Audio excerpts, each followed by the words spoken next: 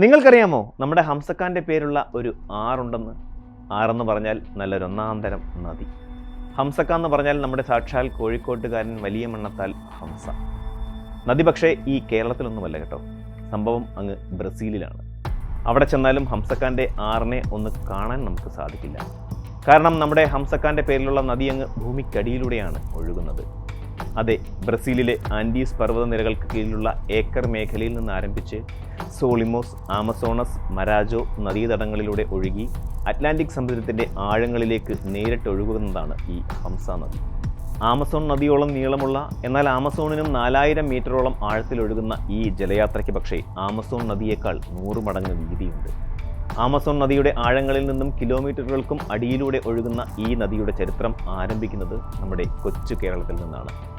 കോഴിക്കോട് ജില്ലയിലെ കുന്നമംഗലത്തിനടുത്ത് പതിമംഗലത്ത് 1941 ജൂൺ 15 ജനിച്ച വലിയ മണ്ണത്താൽ ഹംസയിലൂടെയാണ് ഈ കഥ ആരംഭിക്കുന്നത്. അതെ, കോഴിക്കോട് നിന്നാരംഭിച്ച് ആൻഡീസ് പർവ്വതനിരകളിൽ നിന്ന് ഉയർകൊണ്ട് അറ്റ്ലാന്റിക് സമുദ്രത്തിൻ്റെ ആഴങ്ങളിലേക്ക് നേരിട്ടെത്തുന്ന ഹംസ നദിയുടെ ചരിത്രത്തിലേക്കാണ് ഇക്കുറി നിങ്ങളെ ഞാൻ കൂട്ടിക്കൊണ്ടു പോകുന്നത്.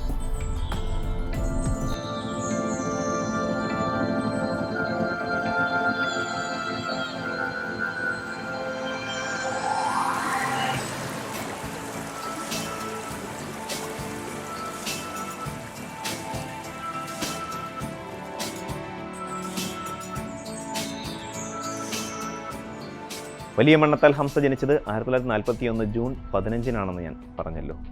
ചൂലാംവയൽ മാക്കൂട്ടം AM UP സ്കൂളിലാണ് ഹംസയുടെ പ്രാഥമിക വിദ്യാഭ്യാസം. പിന്നീട് കുന്നമംഗലം ഹൈസ്കൂളിൽ ചേർന്നു. അവിടെ നിന്ന് 10ാം തരം പാസ്സായ ഹംസ കോഴിക്കോട് ദേവഗിരി കോളേജിൽ നിന്ന് ഫിസിക്സിൽ ബിരുദം നേടി. തുടർന്ന് പാലക്കാട് ഗവൺമെൻറ് വിക്ടോറിയ കോളേജിൽ നിന്ന് ബിരുദാനന്തര ബിരുദവും നേടിയ ഹംസ ഉന്നത വിദ്യാഭ്യാസത്തിനായി കാനഡയിലേക്ക് വിമാനം കയറി. അവിടെ വെസ്റ്റേൺ ഒണ്ടാരിയോ സർവകലാശാലയിൽ നിന്ന് ജിയോ ഫിസിക്സിൽ PhD നേടി. 1973 PhD കരസ്ഥമാക്കിയ ഹംസ നേരെ പോയത് ബ്രസീലിലേക്കാണ്.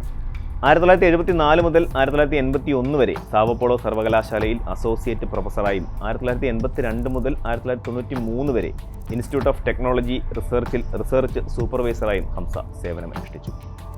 പിന്നീട് ബ്രസീൽ ഒബ്സർവേറ്ററിയിൽ ഗവേഷകനായി ജീവിതത്തിൻ്റെ ഗതി തിരിച്ചുവിട്ടു. കോഴിക്കോട് നിന്നും ഹംസയുടെ ജീവിതം ബ്രസീലിലൂടെ വഴിമാറി ഒഴുകുമ്പോഴും ആമസോണിന് അടിയിലൂടെ സഹസ്രാബ്ദങ്ങളായി ആരുമറിയാതെ ഒരു ജലധാര നിർബാധം സഞ്ചരിക്കുന്നുണ്ടായിരുന്നു. എന്നാൽ ആ ജലധാര കണ്ടെത്തുന്നതിനുള്ള നിയോഗം നമ്മുടെ ഹംസയ്ക്കായിരുന്നു എന്ന് മാത്രം. 1970-80 കാലഘട്ടങ്ങളിൽ പോട്രോബോസ് എന്ന ബ്രസീലിയൻ എണ്ണ കമ്പനി എണ്ണ നിക്ഷേപം കണ്ടെത്തുന്നതിന് ആമസോൺ മേഖലയിൽ ധാരാളം കിണറുകൾ കുഴിച്ചിരുന്നു. അതായത് നമ്മുടെ ഹംസക്ക ബ്രസീലിലെത്തിയ ആദ്യ കാലങ്ങളിൽ. അന്ന് പോട്രോബോസ് കമ്പനി കുഴിച്ച കിണറുകളിൽ വലിയ അടിയൊഴുക്ക് ശ്രദ്ധയിൽപ്പെട്ടെങ്കിലും അവയൊന്നും ആരും പഠനത്തിന് വിധേയമാക്കിയിരുന്നില്ല.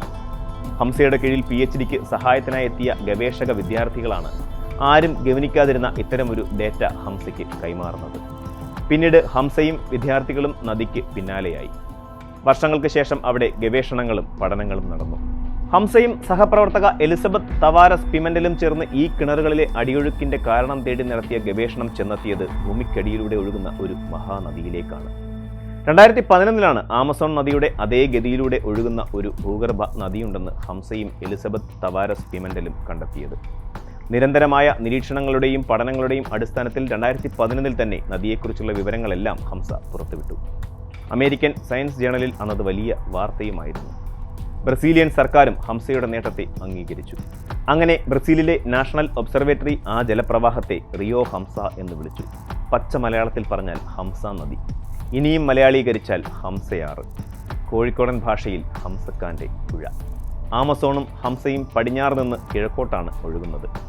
ഏകദേശം 6000 കിലോമീറ്റർ ദൂരത്തിൽ ഒരേ നീളത്തിലാണ് സഞ്ചാരം. എന്നാൽ ആമസോണിന് 1 കിലോമീറ്റർ മുതൽ 100 കിലോമീറ്റർ വരെ വീതിയുണ്ടെങ്കിൽ ഹംസയ്ക്ക് 200 കിലോമീറ്റർ മുതൽ 400 കിലോമീറ്റർ വരെ വീതിയുണ്ട്.